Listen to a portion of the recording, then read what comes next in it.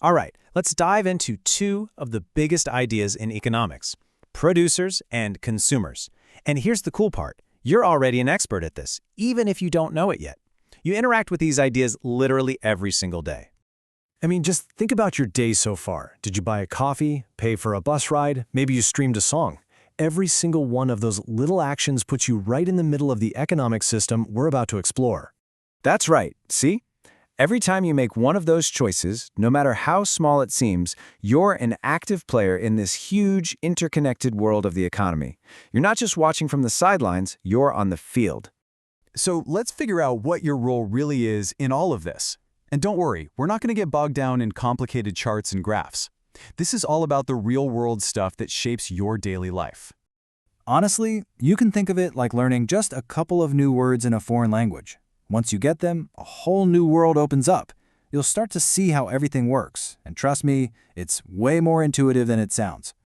So let's meet the two main players on this big economic stage. Pretty much everything, and I mean everything, boils down to the relationship between the consumer and the producer. Okay, first up, the consumer. This one's easy because it's all of us. Anytime you buy something, use something, or even eat something that someone else made or provided, boom, you're being a consumer. I mean, look around. From the food in your fridge to the phone in your hand, we are constantly consuming goods and services. Just by existing and needing things to live, we're automatically consumers. Now, on the other side of that coin, you've got the producer. This could be anybody. It could be a single person making jewelry at home, or it could be a giant company building cars. If you create goods or offer services that consumers use, you're a producer. And you see these roles everywhere. A kid buying a candy bar is the consumer. The company that made the candy is the producer. A dentist cleaning your teeth is a producer offering a service. The patient is the consumer. It's this constant back and forth. Okay, so if we're all out here being consumers, what actually drives our decisions to buy things? Well, it all comes down to this big choice, this constant tug of war between two powerful things: our needs and our wants. Every single time you think about buying something, you're having this little debate in your head, whether you realize it or not.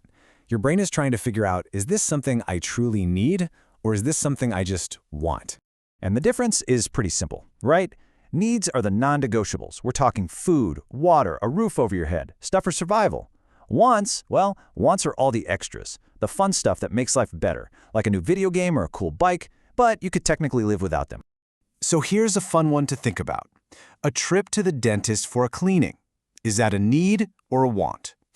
You know, you could argue it both ways, but most people would call it a need, right? Because your dental health is actually a huge part of your overall health. It's a perfect example of how that line can get a little blurry sometimes. Okay, so now let's put all the pieces together. We've met our players, the producers and consumers.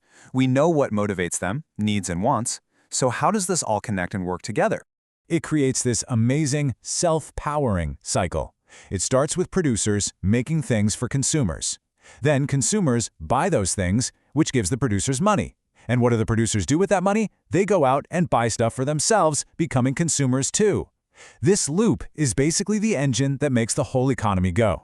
And that brings us to the most important word of all: interdependence. It just means that neither side can exist without the other. It's a total partnership. Producers need us, the consumers, to buy their stuff, and we need them to make the stuff that we need to live and enjoy our lives. So what's the big deal? Why does any of this matter? Well, once you get these basic ideas, it can totally change the way you look at every single thing you buy.